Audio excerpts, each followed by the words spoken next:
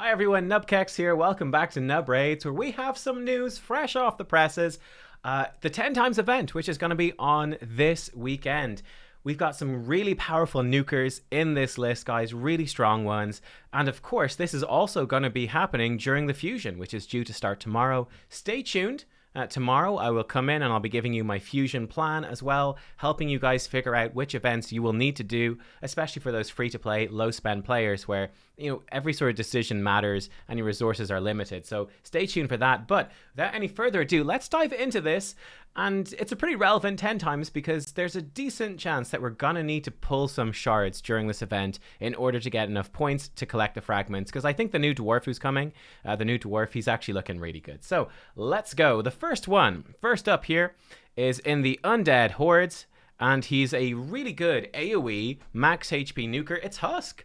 Husk, I think, is actually excellent, very underrated. He sort of came back into the limelight with Hydra, and he's sort of like a HP version of Royal Guard, right? His big move is Despair. His A2, 4-turn cooldown, AoE attack. It actually has a good chance to stun, which is pretty nice. It's got a 60% chance to stun, which is cool. But the damage inflicted is proportional to enemy max HP. So very simply, you just crank his crit rate to 100%, and you crank his crit damage as high as you physically can. And this dude will absolutely smack. I think especially, I've seen some previews, some info on the upcoming Hydra rotation, and it looks like a lot of that upcoming Hydra rotation are going to be Force Affinity. So Royal Guard is not going to be good. He's going to weak hit those Hydra heads, whereas Husk is going to be good. So Husk is definitely, if you get him this weekend and you didn't have him before, you're going to be happy because he is going to really help you out for the next month. When we have that new Hydra rotation. He also does some other cool stuff. Provoking his A1, that's actually pretty decent. And then his A3 damage is based off his HP. Weirdly enough, his A1 is based off of attack, so it's not going to do much damage, but you can also build him with accuracy, and he can, for example, help you with provoking Magma Dragon. He can help you stunning waves in faction wars and stuff like that. So there's a number of uses to Husk. He's actually quite a solid champion. Next up is another HP-based nuker and a fan favorite one. Fan favorite, and it's Magnar. Yeah, Magnar coming up here. Magnar, absolutely fantastic character, an absolute monster in the arena, especially on an earlier game account. So, what's his thing? Well, his big move is Percussive Pound. It's a 3-turn cooldown. He gets 30% bonus damage from books, and this thing hits really hard, attacks all enemies, and it places an extra hit on enemies without HP burn debuffs. He has a chance to stun enemies who are under HP burn. Now, basically, what you're going to be doing most of the time, you actually don't want HP burn out. You're putting him into an arena setting, and you just want him to hit twice with this thing, because it hits really, really hard. And the great thing about him as well is that we check out his stats. He is a HP-based damage dealer, which means, again, to up his damage, he doesn't need attack. You want to crank his HP as high as possible, while also obviously getting him to 100% crit rate and cranking his crit damage really high as well. And the big advantage here is that in those situations in Arena where you don't go first, where the enemy gets to counterattack, gets to hit you, whereas your attack-based nuker might be sitting with about 30,000 max HP and they're crying because they fall over, you know, at a stiff breeze, it knocks them over. Magnar, he can take the hit, keep on going. But yeah, when you crank up his HP, you're not only making him way tankier, you're also upping his damage, which is cool. He does some other fun stuff as well. Fan the Flames is actually a really big single target hit. Does a debuff spread, puts debuffs onto targets with HP burn, which is cool. Increases HP burn. You could do some fun stuff with him in Hydra if you do put him in alongside HP burn. Extending those and debuff spreading can be interesting. And then Superheated Hammer, he can put decreased defense for 2 turns with his A1. 100% chance that the target's under HP burn, which is cool. And he heals whenever anyone takes damage from a HP burn. So you could do something fun with him in Hydra where he goes in, he nukes, and then after he has a go, an AoE HP burner comes in and burns them. And then hopefully by the time the HP burn falls off, that's when he's back around to his nuke again. You could do some fun stuff like that. He's definitely pretty cool. Next up then we have another very underrated, actually, very underrated kind of nuker, Alessia. And again, I think Alessia is great. And just like Magnar, I think all 3 of these epics are actually going to be good ones to slot in to your Hydra teams for next rotation. I think that's part of why they're putting them on here. But she does some fun stuff. So she has Melancholia, 3-turn AoE, full AoE that places decreased defense for 2 turns. So it's a guaranteed AoE decreased defense. Of course, if she weak hits, it doesn't go on. She's Force Affinity. But yeah, it's just a great move. 3-turn cooldown, brilliant for faction wars. I think her faction, Knights Revenant, is really lacking in AoE decreased defense, so she'll really up the speed of your runs. And she also hits pretty hard, though you can also just build her a bit tankier to just survive if you're going to use her for Hydra more so. Then she has Shrieking Voices, again a 3-turn cooldown AoE that increases the duration of all debuffs on all enemies by 1 turn. Fantastic AoE attack. This is a really good effect to give you more control over your enemies. Her A1 can debuff spread, taking a random debuff from the target and putting on all enemies under Hex debuffs. Where does Hex come from? It comes from her passive. When attacking enemies under decreased defense, 50% chance of placing Hex on them for 2 turns. So this is what's really nice about her, is that, yeah, she basically AoE decreased defense, then she does another AoE attack, and that has a good chance to put out some hexes, and then she can start debuff spreading onto targets with those hexes. It's pretty cool. It also is a good way to start countering the Head of Mischief in Hydra, right? Because she has 2 AoE attacks, those will hit the Head of Mischief, and then she can get hex onto him, and then you can start targeting him directly. So it does some really fun stuff. Synergizes very well with HP burn because she can extend it. So yeah, I think she's great. I mean, her weakness is that she's super squishy, so building her to be survivable is definitely a challenge. But yeah, she's a great champion. She's one that I'm looking forward to building out myself at some point. I think she's really, really nice. Then finally for the epics, going into the Shadowkin faction, it's Genbo. You guys rightly called me out when I forgot about Genbo in my best epics for arena video, but Genbo is a very, very good addition to that. Why is he so good? Well, number one, he does give you 20% speed aura for arena, so that's pretty fantastic. He's immune to decreased attack, and he ignores unkillable buffs when attacking under increased attack, right? So you put increased attack on this guy, and he can hit through Skull Crowns. He can hit through Swift parry sets. Really helps you deal with some of those annoying champions, which is great. He's Void Affinity as well, so no weak hits, and he can't be decreased attacked either, so it's hard to reduce his damage. Then he starts off with this Sword Trance, increased crit rate 30%, 30% increased crit damage, extra turn. Then he comes in with Heartless Blitz, which is a massive AoE smack. Can decrease the duration of enemy buffs by 1 turn, cannot be resisted on critical hits, so he doesn't need accuracy, but it's just a big old smack. And it's actually very like Cleopteric, so I just did a video on earlier, right? Because he gives himself 30% increased crit rate, you can leave him at 70% crit rate, and therefore crank his attack, crank his crit damage up higher than you would on other champions, and obviously he gives himself increased crit damage too. So yeah, he hits really, really hard, smacks through unkillable. His A1 can steal increased attack as well. The increased attack buff steal cannot be resisted, which is kind of nice too. So yeah, he's doing a whole bunch of stuff. He doesn't need accuracy. You know, it's just easy to build this guy. He's Void Affinity, so no weak hits. And yeah, boom, he smacks. So he's a great champion. If you get him early game especially, you're really happy. He'll take you all the way through to the late game as a super good nuker for arena.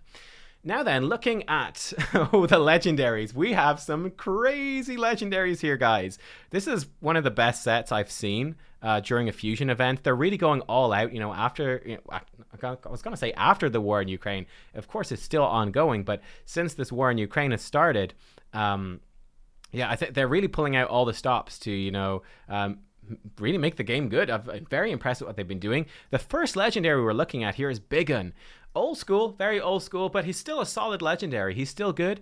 And he's all about those AoE attacks, right? So Molten Slag, AoE hits 2 times, decreases turn meter, can place decreased speed. It's got a long cooldown though, 5-turn cooldown.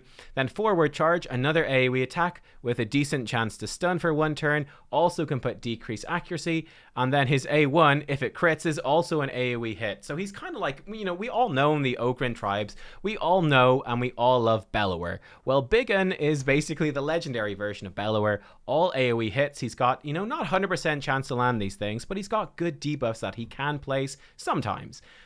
Personally, I do think that he's fairly old school. He's not top tier by any means. He's definitely, I think, the weakest by far of the legendaries on offer this weekend, but he is still a good legendary. And certainly if you're early in the game, this guy's going to be insanely good for progressing through Doom Tower, all that sort of stuff. There's even an Ogren Tribe secret room where he's obviously the one that hard carries that as well. But yeah, you put him in like a stun set and he's going to absolutely just reef through Doom Tower hard, make it much easier. So he is a great champion. Accuracy in dungeons by 90, it's a bit meh.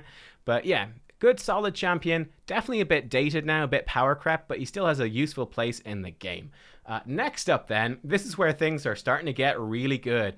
We have probably the new best nuker for arena defense is Kandra. He has really come up in the game, just absolutely insane, right? Why is Kandra so good? It's his passive. Whenever an enemy gets any turn meter boost, he puts a perfect veil on himself that cannot be removed. So the perfect veil, just by default, you can't target him directly, makes it very awkward to kill him. It gives him 15% damage reduction. And then on top of that, whenever he is under a perfect veil and it's not removable, he gets 40% less damage, does 40% more damage himself, and he also gets turn meter 15% whenever he takes damage and he's under veil or perfect veil. So he's just insane. He's just so powerful on arena defense. And of course, as a force affinity, it makes it very hard to actually kill him, right? All of your magic affinity nukers, which is probably the most common affinity for nukers in the game, are going to be weak hitting Kandra. Makes it very awkward to take him down. There's not that many spirit affinity nukers or force affinity nukers in comparison. And certainly force affinity nukers really struggle because of, well, Duchess, right? Duchess is spirit affinity, so you can't run force affinity nukers really into her. She's not going to die. He does some other fun stuff as well. Obviously, he can give himself a bunch of buffs. Oftentimes, this ability is actually turned off because he can waste a turn doing this, though they are nice buffs there. Butcher's Glee, though, he has this AoE attack, 3-turn cooldown, gives him an extra turn, and resets this ability if he kills an enemy. Again, oftentimes you're going to turn this off, so he gets an extra turn and then just does his A1, because this A1 absolutely smacks. Extra hit if the target's under any buff. This rips people apart. It is disgustingly good. So yeah, Kandra, he's a monster, absolute monster. You'll be so delighted. I would love to get this guy. You'd be delighted for your arena defense. Just makes it so difficult to kill him. He's a nuker that's really difficult to kill, and that's exactly what you want. He is kind of terrifying and has really solid damage output as well. Next up then, we have probably most people's most wanted arena nuker in the game. Certainly she's the flashiest one. And a beast for Hydra as well. Yes, we have Trunda in this weekend's 10-time event. Trunda Gilt Mallet, infamous for hitting ridiculously hard. So her A3 Forge Rhythm, AoE attack, chance to stun. You actually don't want her to place this stun, so you'll be building her with like no accuracy. And by the way, looking at her base stats, 22,800 base HP is completely insane. That's more than half of the HP base legendaries, for goodness sake. 80 base resistance. Like, she's just nuts, right? She puts HP burn on enemies under stun. You don't want that to happen. What you want is this, kind of like Magnar, extra hit on enemies not under stun debuffs. Typically, your AoE nukers, like your good solid AoE nukers, have around about a 4x multiplier on their AoE. She has a 3x multiplier on this, but it hits twice. So she has a 6x multiplier on Forge Rhythm. It just hits insanely hard. Her A1 hits hard as well, has a chance to stun, and that's actually pretty useful. And then her A2 is completely nuts, attacks one enemy, then attacks all enemies with a second hit, doing 60% of the damage inflicted from the first hit. Now, here's what I can tell you. This does not do what it says it does. What does this do? I actually don't know. I don't know what the maths of it are. Someone that knows better can type down in the comments down below, but go watch a video of Trunda against Hydra or watch her in arena. Watch how much damage she does with this A2. It absolutely does not do 60% of the damage inflicted from the first hit. It's often more like 200% the damage. Like the AoE that she does hits harder than the initial hit. It's really weird. I don't know what sort of Mickey Mouse coding is going on in there, but it's bizarre. And it makes her obnoxiously good for Hydra. That's why she's insane for Hydra. I don't know, like if she hits a decapitated Hydra head, it like applies the decapitated bonus twice and then also applies the other head's decapitate. It does weird stuff. I don't know. Anyway, then she also has a passive, gives her resistance for every stun that she places on enemies. This isn't really used, gives her speed for HP burns. Kind of useful for Hydra, but yeah, this is not a huge deal. But Trunda, she's obviously amazing, right? She does so much damage. She hits so hard.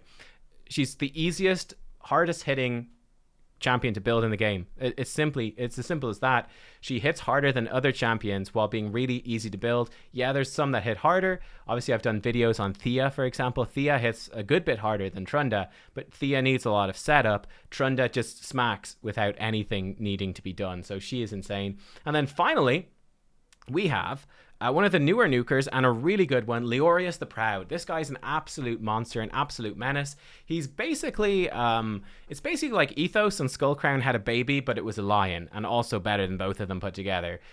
So that's what he does. So he's insane. First, let's look at his first AoE first. This is one you're not going to use at the start, but it's a double hitter AoE. The fun thing about this, he's immune to stun, freeze, sleep, provoke, fear, true fear, petrification when this skill is not on cooldown. So when you start off the fight, just like Kandra, this guy cannot be CC'd, which makes him a really powerful defensive champion. You cannot CC him. He will get a go, and then he also gets unkillable buff for 1 turn before receiving a fatal hit. So if you don't have, block buffs to put on this guy, no matter what you do, basically he is going to get a turn. He can't be CC'd, so he will take his turn, and he can't die if you have no way to stop that unkillable from happening or removing it and killing him. Makes him very dangerous. He also, by the way, does 1% bonus damage for every 1% of HP lost. So if this guy is left on 1 HP, unkillable, and he's able to take his turn, he's basically going to one-shot nearly every single team in the game. His damage is insane. His A3, 4-turn cooldown, AoE absolutely smacks. 100% chance to place True Fear. Before attacking, 100% chance to place Weaken on all enemies for 2 turns. Now, he's not usually built with accuracy to do this. You usually just build him to smack as hard as possible, but really good effects nonetheless. And then his A1, double hitter. Each hit has a 60% chance to place decreased defense for 2 turns, because why the hell not? And his damage does increase by 20% if the target is less than 60% HP. It's going to be a miracle if anyone is still alive at 60% HP after he takes his turn. Crit rate in all battles, 24%. Leorius the Proud, he's absolutely insane, absolutely incredible. So there you go, guys. They are the champions that are going to be boosted over this weekend. Insanely good champions. Bear in mind, we do have a 2x event for Sacreds next weekend, but and obviously the mercy system for Sacreds is very weak. Like, your chance increase on Sacreds is low. But if you have to pull shards, and we'll see what how the tournaments are shaping up and all of that tomorrow, hopefully, you might have to pull some Sacreds this weekend to get your fragments for the Legendary Dwarf fragment event. In which case, if you get any of these epics, you're probably going to be pretty happy if you need them. And then if you're super lucky and you happen to get one of these legendaries, you're going to be super happy as well. Though, of course, be paying attention to your mercy system. Bear in mind, the chance to get a legendary in a 10x event is very low. And even though it's a 10x event, the chance to actually get that legendary is also low. The good news, though, is that basically every single champion in this one is actually really good and really useful. So it's hard to go wrong. Guys, I hope you enjoyed. Thank you for watching. Let me know what you think, and I will see you tomorrow. Oh my god, it's a really hot day here today. I need to go get some water and cool down. I'll see you all soon. Bye-bye.